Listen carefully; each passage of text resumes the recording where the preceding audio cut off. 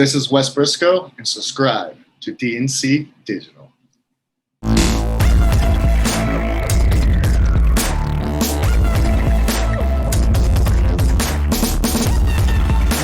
Everybody, it's your boy D from DNC Digital, back with another episode of DNC Radio. My guest today is Wes Brisco. Wes Brisco is a professional wrestler who has done high school wrestling, collegiate wrestling, wakeboarding. He's a black belt in karate and kung fu, and a boxer for like 12 years. I don't know how the hell he finds time to do all of this. Former wrestler in TNA and continuing on the indie scene. Wes, welcome to the show, bro. Man, thanks for having me. What is up, Mr. DNC? Mr. D, what is going down? What's up, Wes? Hey, man. So we spoke a little bit off camera before we started recording. We are family now. As of last month, we're family. Official. I'd wake him up, but he's asleep again. We just saw him, and he's already asleep. Yeah, he's for those watching and those lovely listeners. Sinatra and Bailey both had like 7 puppies, and there was just this one puppy that I was just like, I want him to go to a good home. He's the special one. He's the alpha male out the group. So since his dad is Sinatra, I named him Frank. Look at him. There he goes. Look at him.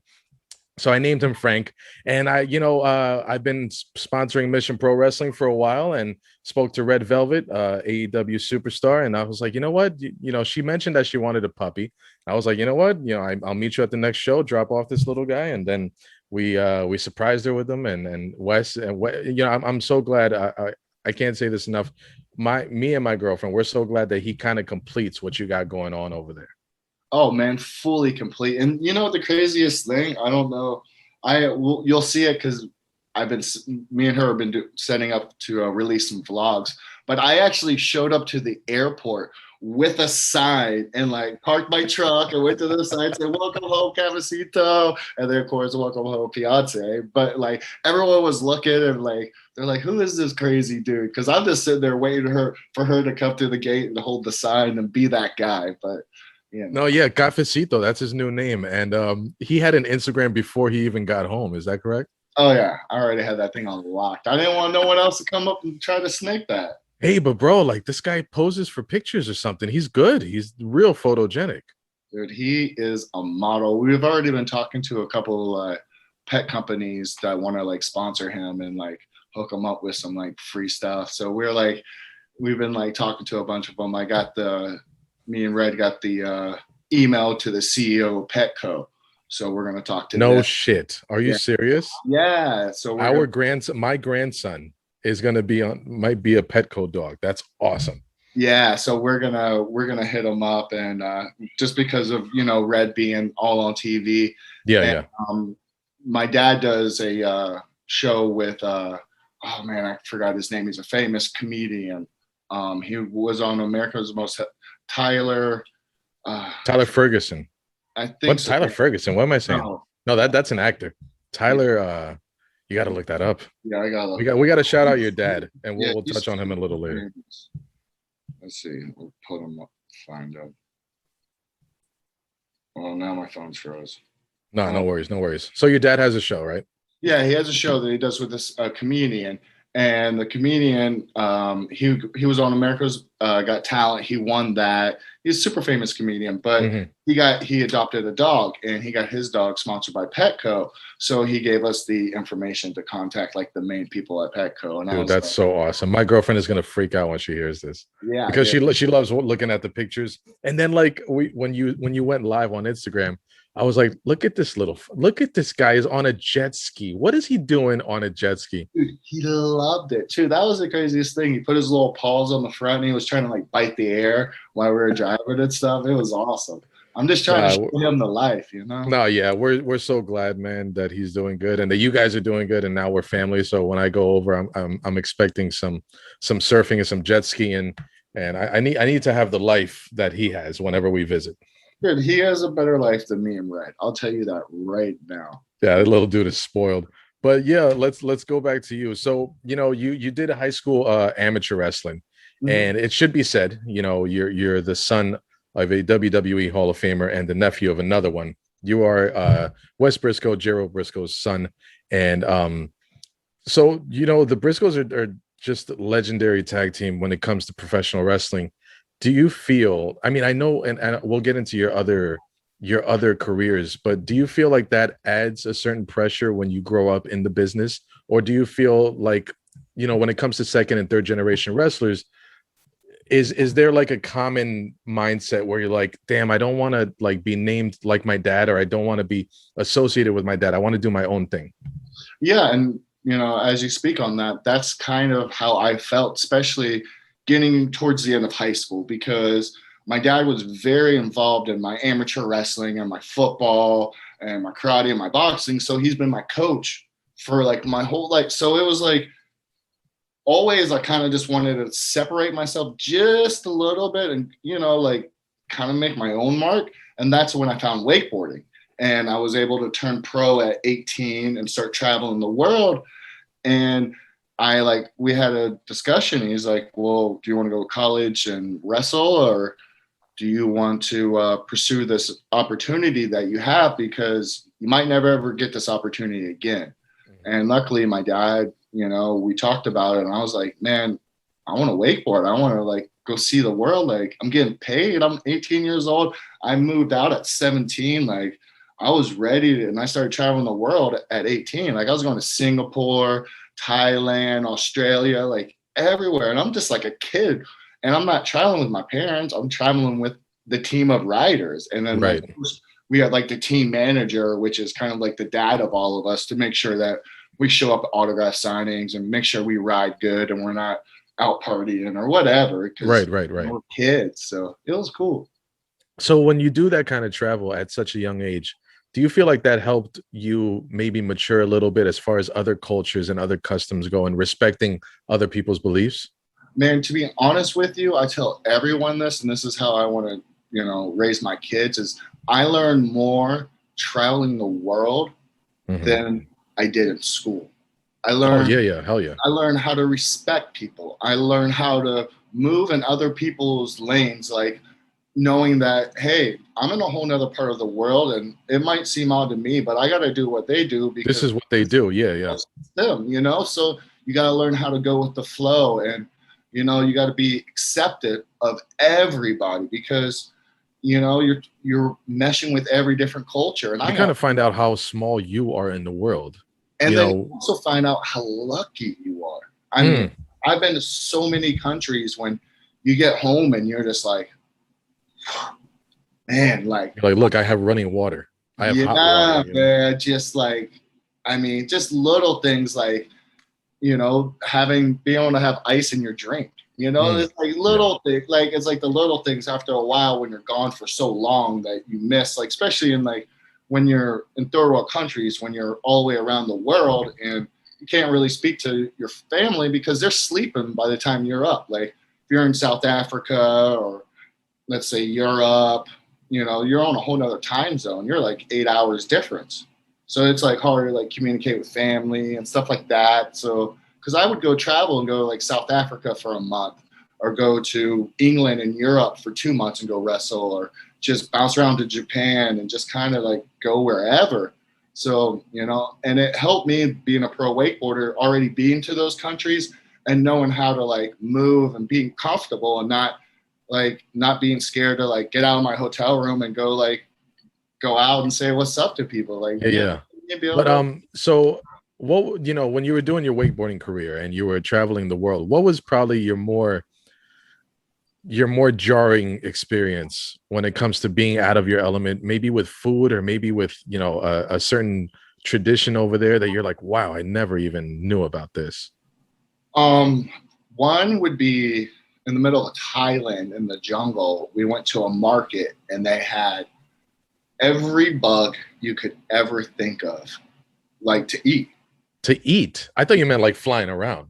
No, it was all laid out in tables. I got pictures of it. Just a little spread of bugs. No, not a little spread, dog. I'm talking about like table after table, like people like at Supercom merch, but with bugs. Like merch tables of bugs. Yeah, dude.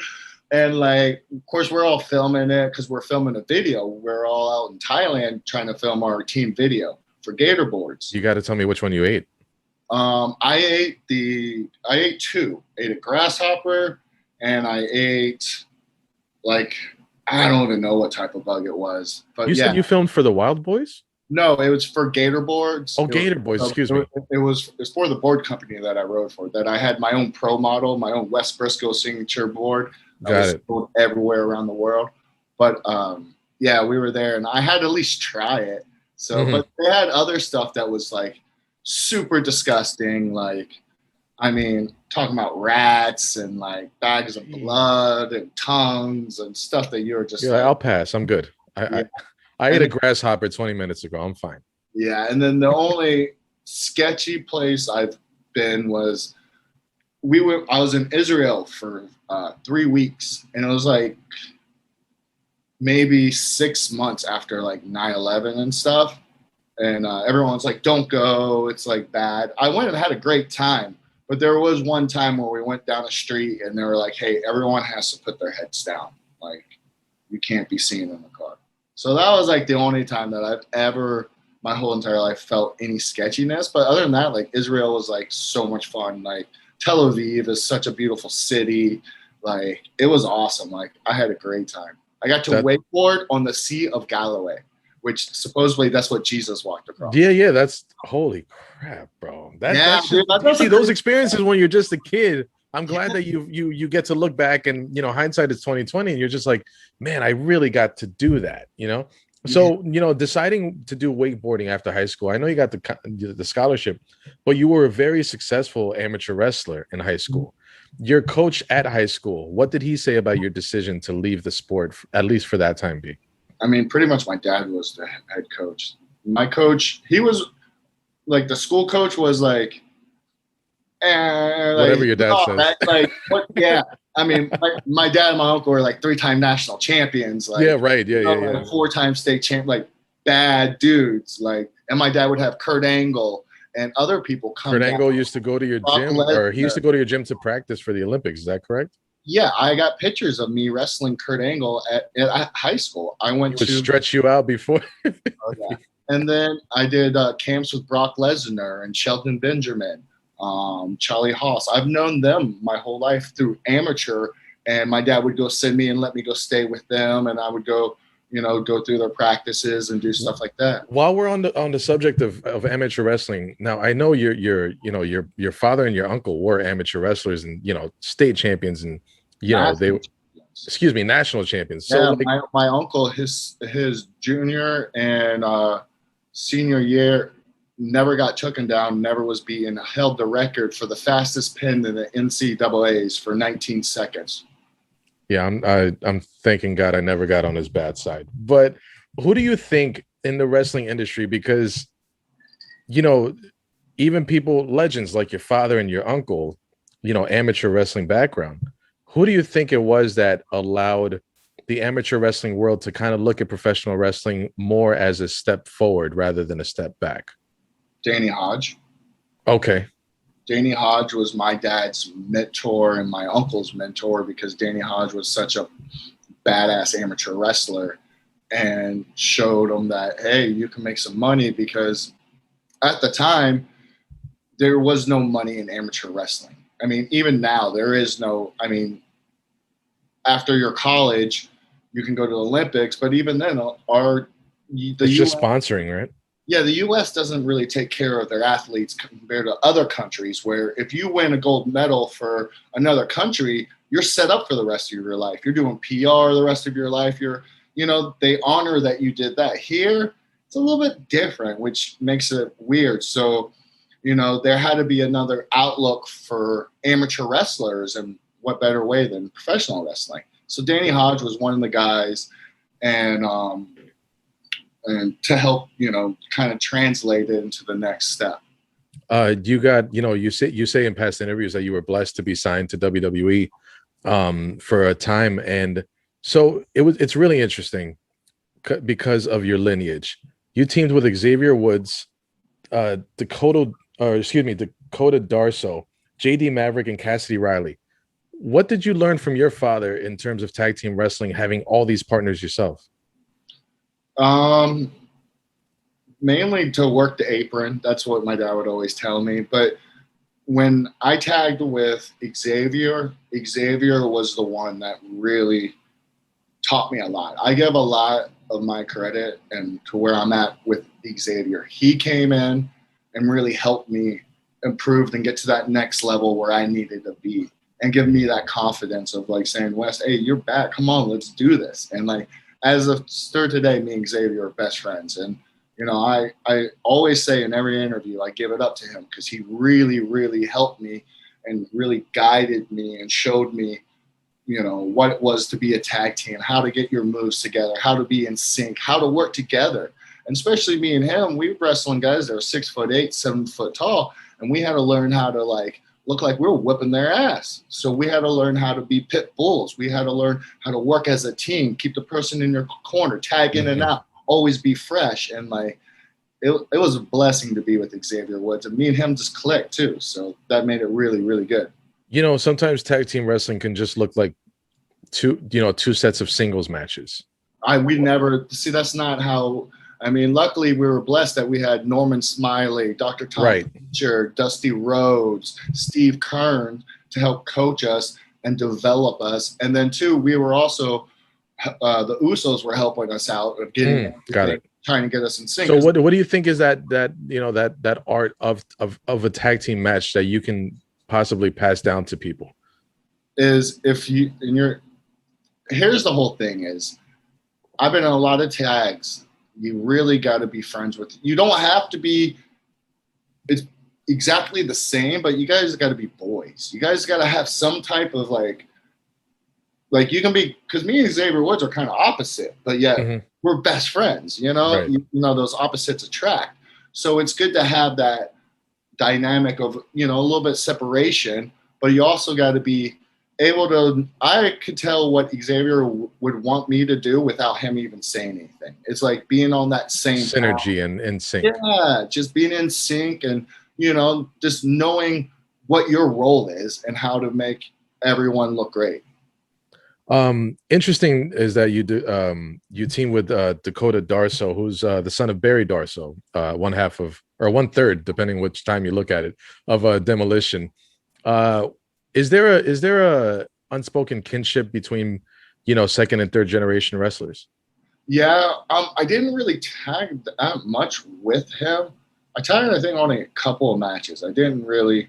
The only time I really had like an FCW fully tagged was when I was with Xavier Woods. Every other time was just they'd throw us together for matches. Oh, okay, I understand. I'd be with like Joe Henning one night, or I'd be with. It all depends on what type of spot show we were doing. They would put us together with different people, so it all depends. But yes, there always is a bond. Like I've known Randy Orton since I was a kid. Like me and him I have stories of me throwing him off a jet ski and circling around him and making fun of him, seeing that the alligators are going to get him. Like I've always, like same with Cody Rhodes and a bunch of other people I've known my whole life. Like it's just kind of been like normal, especially the kids, especially with like, Bo Rotundo that recently got released, and then Bray Wyatt. Like that's one of my good friends. I've known him my whole entire life. So we've always been boys. What would you say? Because there's that time management that can be so difficult for a wrestler, especially old school wrestlers when they're on the road. Because I remember talking to Ted DiBiase, and I asked him about his son, and he goes, "Those guys do 4 days a week." He goes, "We were out for like 3 weeks at a time."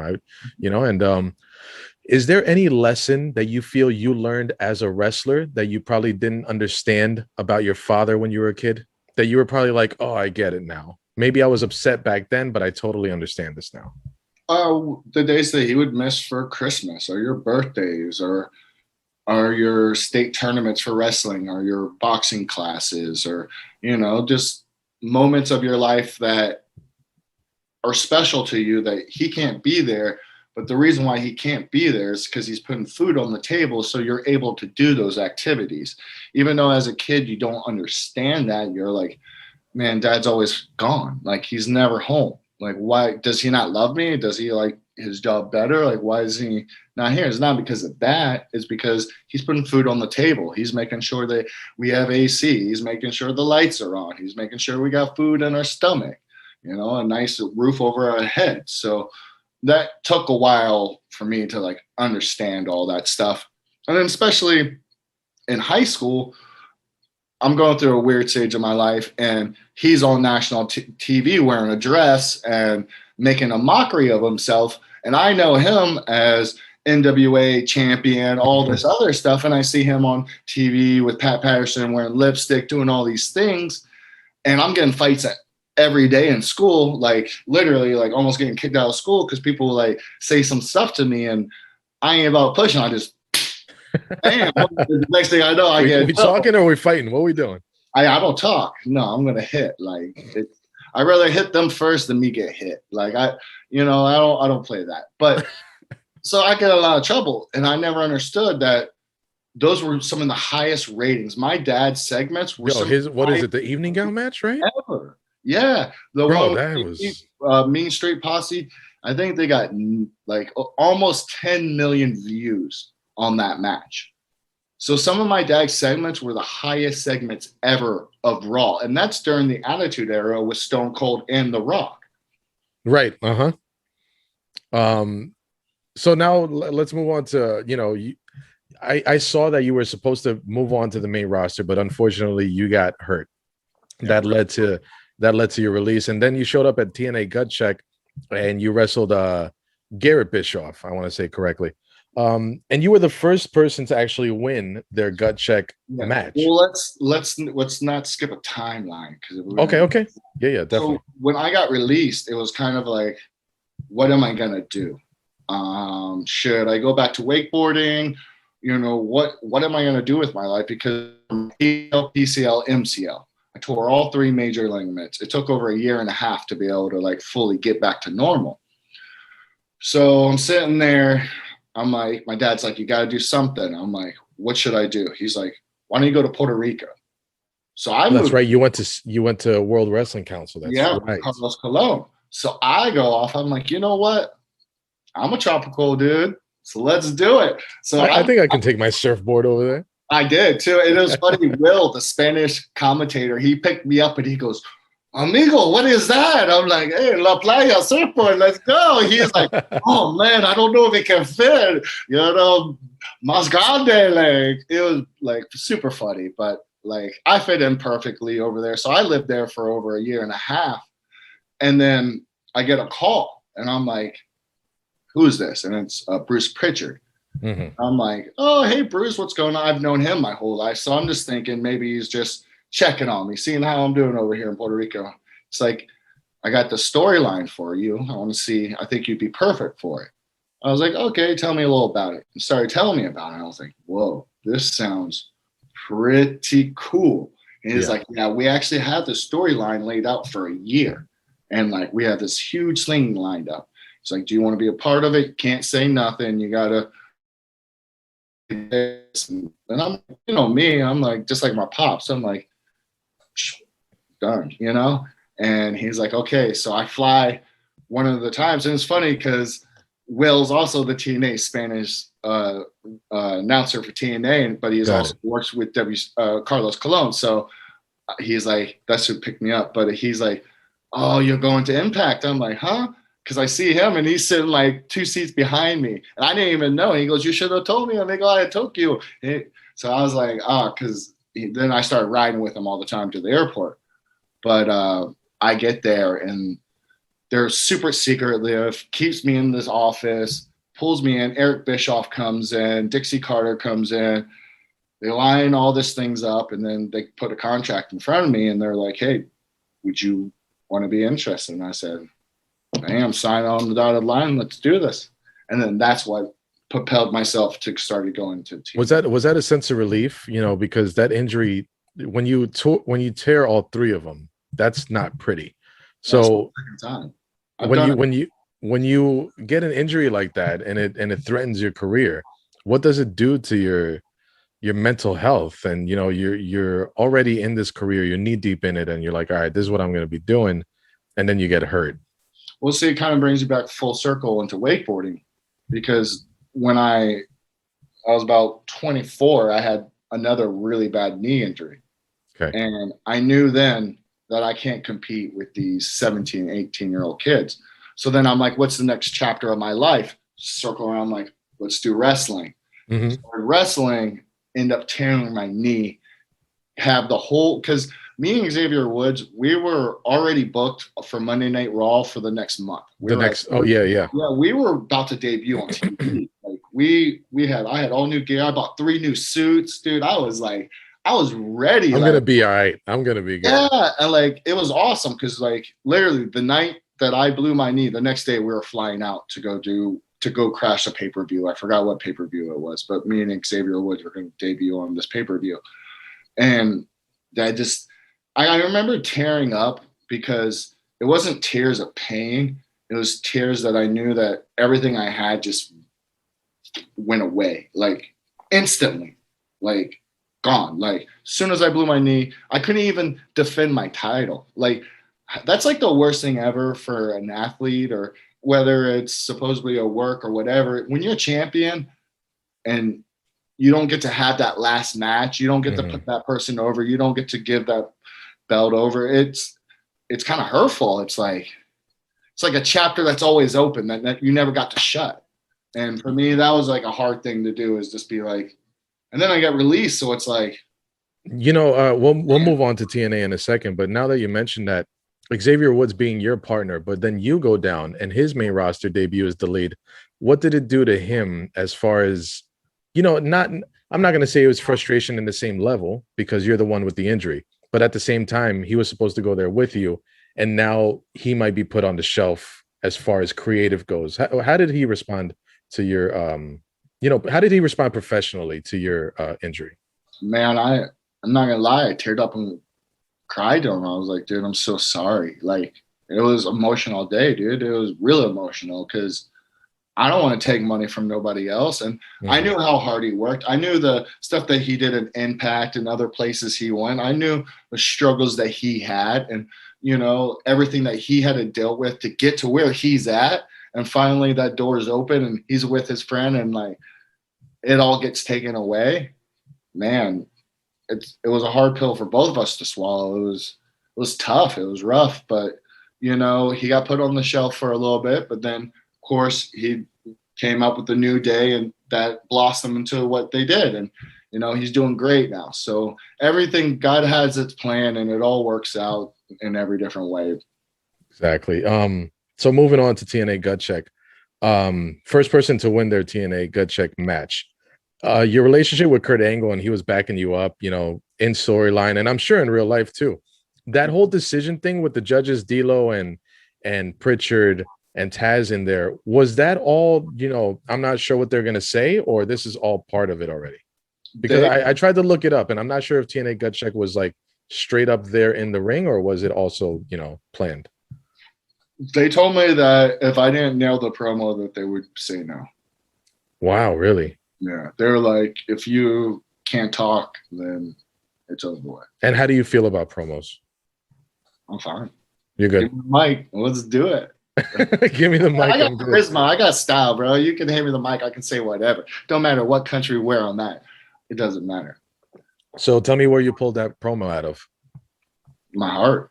And that's basically what they told me. They were like, speak from your heart. Why are you, why should you be here?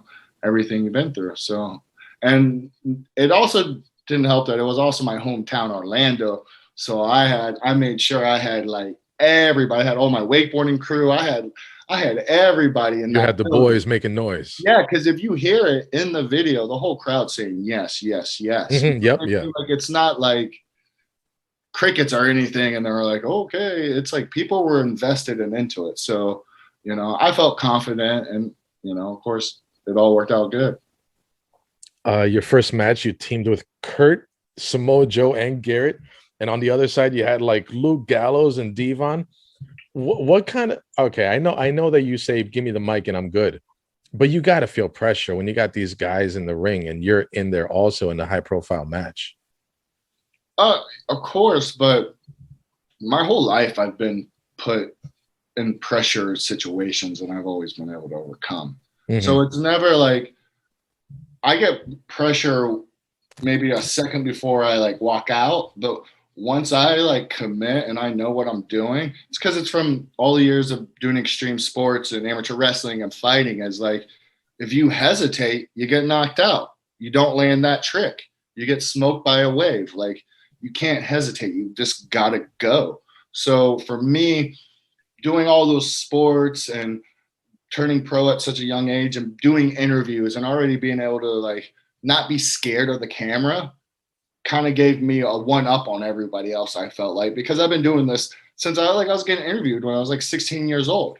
So Right. like for me, it wasn't no thing to like, because I was on the X Games, I was doing all kinds of crazy stuff. So for me, I was already been on TV, so it ain't Mhm. nothing new. So it was kind of like I and plus I used to How did you I feel used to about do promos with everything? Dusty Rhodes.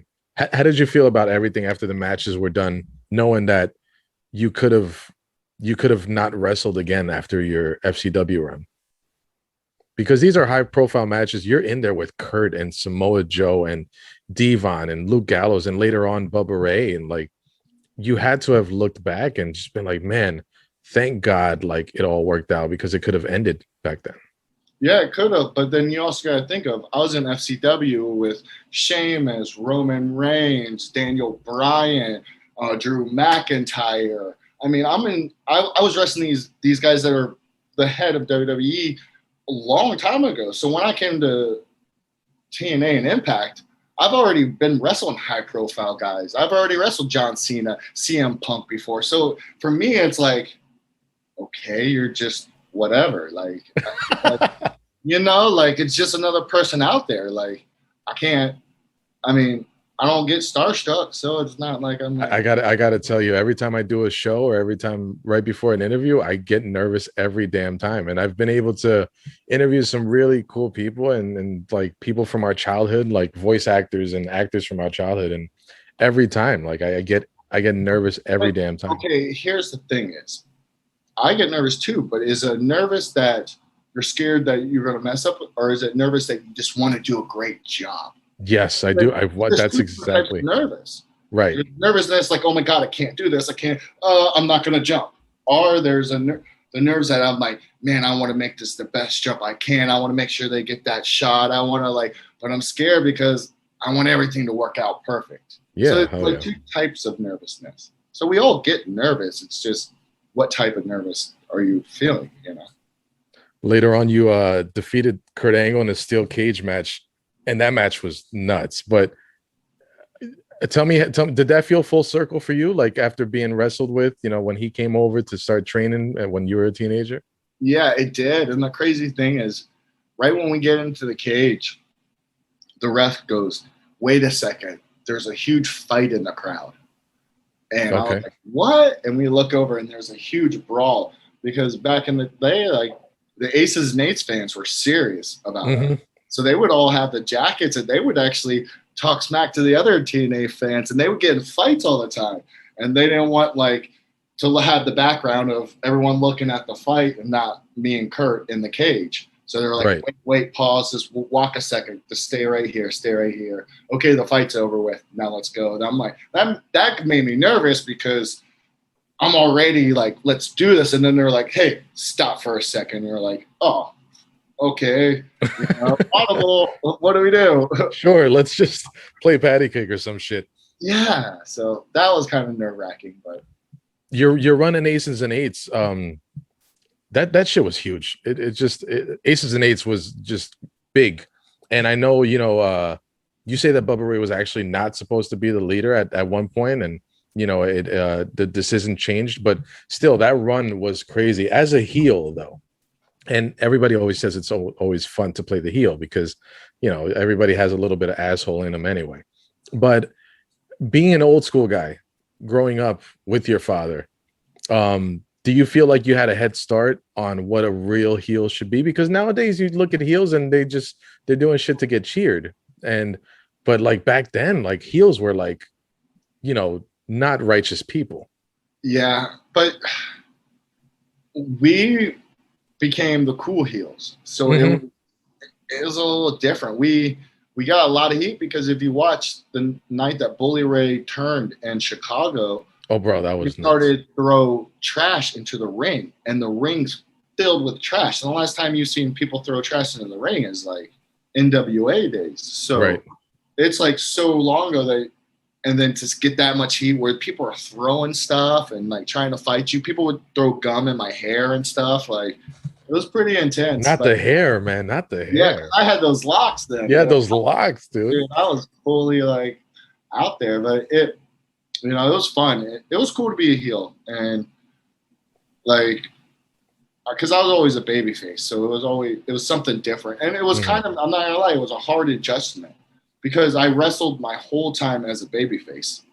I've never wrestled as a heel, so it was being on TV and being a heel for your first time was kind of hard for me for a little bit. It took a little bit of like, oh man, I gotta like go back to some wrestling practice and like figure out myself and figure out how to become more of a heel and not a baby face. Now, I know, again, you were surrounded by all of it all your life. And, you know, when you go to wrestling school, you train in the ring and you get your lessons on how to bump and how to do spots and how to post and everything. But they say the biggest lessons come from the road. Can you talk to me about those conversations you were having with these just amazing people that you were surrounded with at that time? Man, I was blessed to have Devon as one of my road partners. And Devon would really help me out and guide me and teach me the right ways and what to do. And I would always try to like buy the hotel room and he would always have it covered. Or I'd try to buy him dinner and he would always have it paid for. Like he really took care of me because he was probably already getting that stuff paid for. And he just knew that, you know, I was balling on a budget, you know. So like, he took care of me and really, and then another one of my road partners was, of course, Austin Aries, believe it or not. Me and him traveled a lot together. And he really helped me out a lot. A little bit of like just kind of like the political game and a little bit of that stuff. Yeah. And I was blessed to have some good people by my side. So I was really lucky. I want to talk about Japan because Japan is always a fun subject in wrestling. Can you know, speaking only from your experience, what was the biggest difference? Because there's a lot of differences between us and Japan in terms of wrestling, but what do you feel like was the biggest difference? Something that you probably were already like programmed to do that you might have to have changed over there? For me, nothing, because I already hit hard and I already have like a kind of like a amateur background wrestling when I do wrestle. So I didn't really have to change much up. I just rock and roll. Nice. And so how was the food over there? It was good. I've been traveling my whole life, so like I've already been to those countries. I already knew what I was expecting, and like of course Japan has great food. So I love tuna and sushi and all that other stuff. So I was happy. India and other places are a little bit worse. So like it's a little bit. No, I remember I had an Indian friend and very, very sweet parents, and they were just like, would you like to stay over for dinner? So I called my mom and I was like, I'm going to stay with this guy's family for dinner. And so just like you, I love traveling because I want to learn about food and I want to learn about customs and traditions. So I was like, don't cater to me. I'm here in your house. So tell me how you do this and I'll learn how to do it. So they got the whole table down near the floor and the pillows where you got to put your knees on. And I look around and I was like, okay, because they served me my plate and I was like, I need a fork. And they just looked at me like, no, you need that bread. Yeah, well, yeah, that too. But I just saw her, his dad just grab it and just slop it on his plate and just go at it. And I was like, all right, let's go. Let's do this. And that's their culture. That's what they do. So it's like you can't. It's a beautiful thing because you learn, man. Like I tell my kid all the time, I was like, just travel. When you get older, travel. I'll be fine. Come fly to see me, but travel and you're gonna learn about so many things. But you're again, as we noted, you're the nephew of Jack Brisco, legend, WWE Hall of Famer. May he rest in peace, and you know, all respect to him. Can you just tell me one thing that you'll always remember about him? Maybe the thing that stands out and the thing that you'll remember the most. That other people say, or just no, you, especially you personally. Just how loving and how much he would do anything to protect his family, to protect us, or just to never let anything bad happen to my dad. You know, he was that superhero figure that you always look upon. You know, he was the person when I was cutting weight, trying to lose 10 pounds in one day and running 2 miles, three or probably like 5 or 10 miles. He would drive his truck because they lived next to each other, and he'd drive his truck and just talk to me while I'm just like dying. I got like 4 pairs of sweats, the trash bags on, and I'm just trying to cut weight, and he's just making conversation just to ease my mind so I don't think about the suffering that I'm going through right now.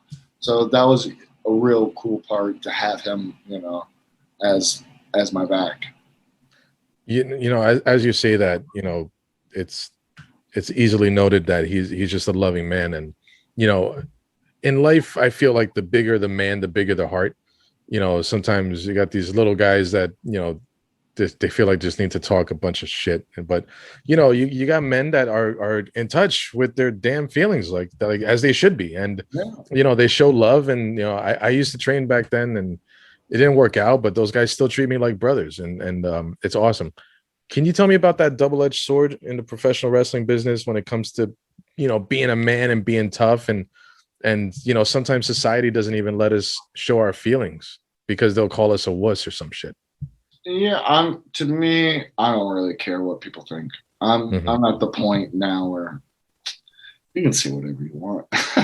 It don't bother me. I mean, when there was a point where, you know, sometimes I did let it bother me, but then I realized those are not the people that love you. Those are not the people that care for you. So why do you want to consume or even allow your brain to accept negativity and waste your positive energy or your thoughts or your creative thinking about what this person says, because that's just taking time from you to be creative, to think of something else, to do something expiring, to help somebody else.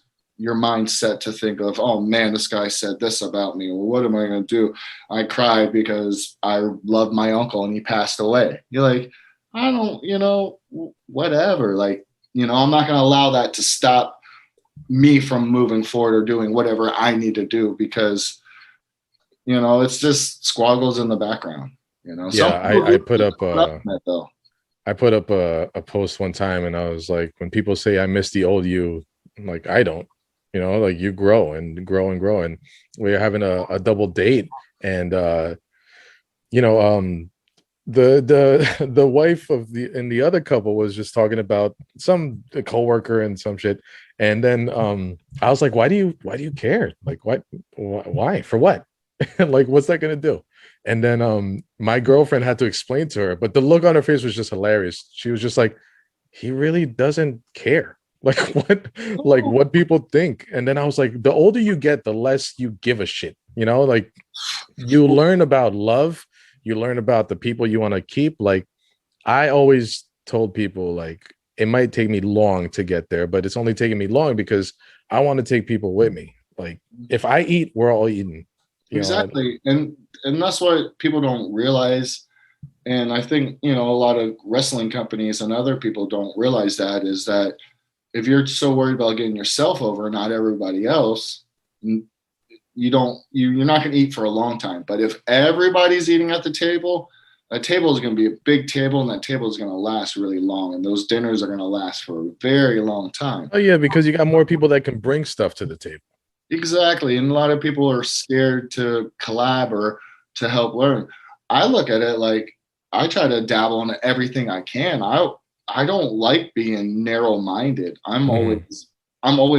I'm a sponge. Like I don't care what it is. I want to learn. Like I want to ask questions. How does that work? What made it work? Why I'm did you gonna see you do this? welding in a few months, like or Oh, some I shit. know well. Oh yeah, I know you can do a bunch of crap, bro. Like I gotta you're do it. West, yo, bro. When I looked at the interview and I'm like, yo, black belt in karate, kung fu, boxing, like this guy wanted to do it all, and he did do it all, and I congratulate you for that and much respect.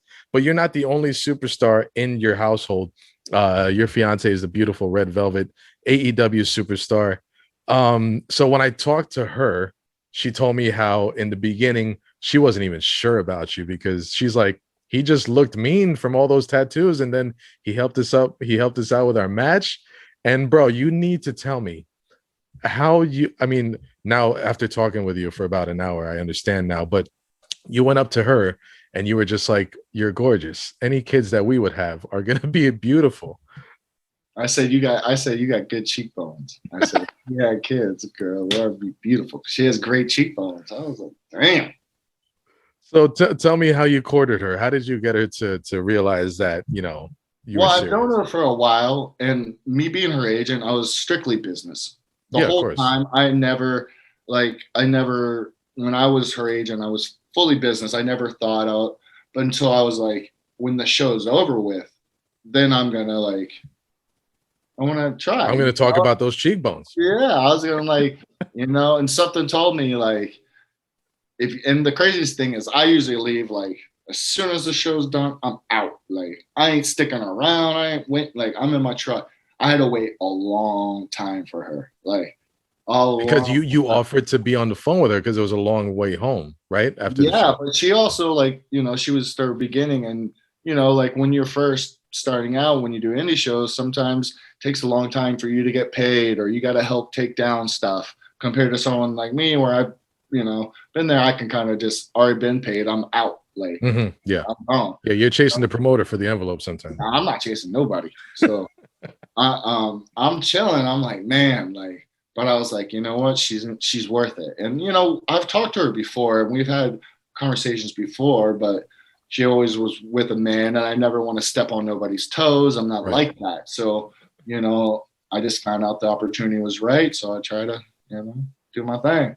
And now congratulations, you guys are engaged to be married. How did you I'm not gonna ask how did you know, but I'm just gonna say how did you propose? I need the setting. I need the story. So it was Thanksgiving, and Hmm. it was the first time that both of our parents was going to be able to meet. And we both have older parents, so it was like I figured, you know what, this would be the best opportunity because she always talked about like I want to be able to share her with like my sister and my mom, and I would like to share with my family too. And it was just the right moment. And the funny thing is, she was like, if you didn't ask me because this was the right opportunity, I would have killed you. She was like, you would have dropped the ball. I was like, Also, she was like, yeah, she all like already had like her sensors out there because she knew like it's hard to recreate those perfect moments of where course. it doesn't always line up like that. And luckily it all did, and I was able to, and she said yes. So that was like the best part. And then we kept it a secret for a while because we wanted just to share it with us and like close friends. We didn't really want everybody to like to know and to hound us, and because we don't do it. We're not doing it for clout. We don't do nothing for that. We Yeah, really love each other, so we wanted to enjoy it for ourselves. definitely, man. I congratulate you for that. How do you feel now, man? Seeing your lady doing her thing, like she damn near, I mean, she pretty much like snatched the microphone off of Arn Anderson's hand and cut a hell of a promo. And her performance in that tag match and her performance against Serena Deeb, man, like I sent her a message like I met her and I interviewed her for Mission Pro right as she was doing like dark matches, like on AEW Dark. And in this short amount of time, like it's gone so fast, and she's taken advantage of every opportunity. Because I tell people, you can get an opportunity, is what you do with it, you know. And she's been taking advantage of it and excelling in these awesome performances as her partner and as her man and as a fellow wrestler. How do you feel watching her do her thing now, man? I'm so proud. I like when I actually got to watch her do the Shaq match, tag match, I went and I was just so proud. And it was funny because I'm backstage and everyone's like, so you here for a job? You here? And I'm like, no, I'm here to support my girl. I'm like, Yeah. are you sure, man? You should ask. I'm like, dude, lay off. Like, I'm not that type of dude. Like, I'm not gonna like this is her moment. I'm not Hmm. taking nothing away. I'm not gonna ask for some job. I'm like, I could care less, dude. I do my thing. I make money. Like, I don't need nobody. Like, except for my wife. But like and Cavacito. But other than Cafecito, of that, course. yeah. But like, you know what I mean? Like, because people were like, man, you here trying to ask for a job. I'm like, nah, man, I'm here to support my future wife. Like, I'm here just to be the proud person, just clapping, taking photos, and just being that emotional support, you know, like I got to be there for her. So for me, it was easy, but she was like so happy that I wasn't there trying to like, Oh, of course, man. trying to swagger jack, you know, it's just, you know, just me being there, just being a proud that, you know, just looking at her and just being like, man, all that hard work, everything that she's done, and just seeing her shine was just unbelievable. I had the biggest smile on my face because she nailed it and she killed it, and she kills it every time. And that just goes to show, it's like she was given opportunities in the beginning where she didn't win every match and she had to go out there and put people over, but she always did it and did it the best. She never put a frown on her face. She's a hard worker. She busted her ass every time. And the company saw that and they were like, man, this girl works hard 24/7. It doesn't matter if it's a main event match or if it's a dark match or elevation match or whatever type of match it is. She's going to go out there and give it 110%. That's someone that they need. And of course, you know, not only can she work good, you give her the mic and she could talk. So you can't, and she's beautiful. So she has all the goods. That's awesome, man. It's so cool to see you like it's so cool to see somebody support their partner like that. Sometimes you don't see it, or like, again, society's like, oh, I can't even do shit like that. But I'm so happy for her, man. I'm so happy. And I always tell her, like, I'm so happy for you. It's so cool because I know her personally. I know you personally. Like, I'm just happy for her and seeing her career progress and just in such an awesome way. Which was it, the tag match or the NWA women's match that felt bigger to her? I would have to say, because the tag match was like the coming out party, but that NWA women's title match, man, that was. To be honest with you, I think the tag match, because she finally, when she got to wrestle Serena, she finally got to wrestle someone that she can finally go with. You get what I'm saying? Like, Serena, I totally understand. Yeah, wrestle, and so can Red. Like, Red can work. Like, she's bad. Like, she is so, like, bad as in, like, she's badass. Like, she's so good. And finally, for her to wrestle opponent that's at her caliber is like, you want to tune in, you know, like you want to watch because you know it's just going to be chemistry and a great match. Because, you know, I'm not knocking nobody else, but some of the girls doesn't have the talent that she does. I'm not going to lie. Like, you can see it. And, you know, Red just has that experience. And when she got to go against Serena, it was just one of those matches that you look and you're like, oh my God, I'm definitely watching this. Like, everyone did. Like, everyone tuned in. That was one of the highest segments of AEW. That was one of those instances where you don't lose either way. You know, even in defeat, like, you just shine so much. That's exactly what she did. Can you tell us about the moment between you guys, maybe after those matches, how those moments went? Like, you know, you telling her you're so proud of her, or, you know, what was that moment like when you saw her after these matches? It's more like a couple days after, when everything's said and done, and I'm like, baby, killed it. Just look at her and saying, you know, I'm proud of you, you know? And like, that's when I do it, because you got to think everyone else is in her ear telling her everything else, you know? So I just sit back and let her soak in everything, let her be happy. And then we come back, then I tell her, and then I'll tell her, hey, my critiques on the match of what I think could have done different. But, you know, she's a regular competitor for Mission Pro Wrestling, which is Thunder Rosa's promotion I'm very proud to be sponsoring as much as I can, because for those that don't know, a woman holds every position in that company. Referees and ring announcers and the play-by-play. Every match is a female match. The bookers are females and trainers are all females. Red Velvet is a regular competitor to that, and the promotion is so important. Wes, what do you think that Mission Pro Wrestling can do for women in the future of pro wrestling, and what do you think they're doing for them now? Well, it's awesome. It's showing that, you know, it's always could be done, but it took Thunder to really step it up, and shows that a woman can run her own promotion, do all of her own bookings, handle everything. And I think that's awesome. I have nothing but respect and love for Thunder Rosa. And just everything that she's creative and every opportunity she's given these young women to go and give them a platform, a safe, friendly platform to go out there and feel comfortable and go out there and just have fun and be able to wrestle. I think that's awesome. Wes, it's been so cool to talk to you at length like this. Again, we are a family now because of Cafecito. Cafecito is the bond that will forever bind us forever. Let's talk about your podcast and your YouTube channel. Where can everybody find you on social media? So you can find me on Instagram at Wes Brisco 19. And then, of course, I have my own podcast, The Brisco and Big A Show. We're on the VOC Nation. And then me and Red are starting Red and Wes's Adventures, where we're starting all of our vlogs, where I think we're going to release our next vlog either next week or the next coming up week. We gotta figure it out. But we're having a bunch of vlogs of cooking, going to fairs, just daily life of a crazy wrestling couple. What's Wes's signature dish? What's that Wes dish that you throw? Let's say me and my girlfriend go visit. What's the one dish when we have dinner that you're just gonna throw it down? It all depends what season and what animal I can go get. Oh no, you know what? Before we leave, you got to tell me this story.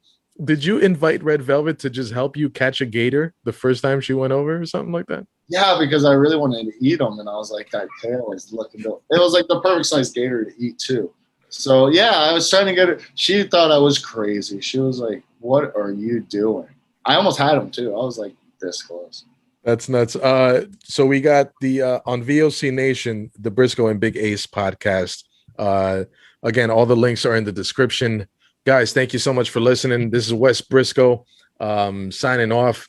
You can find me at DNC Digital on Instagram, Twitter, and Facebook at DNC Digital. You guys make sure you check out Can You Handlebar for all your beard needs, beard balm and mustache wax, brushes and combs. Use my promo code DNC Digital for 15% off. Everybody have a good night and take care of yourself.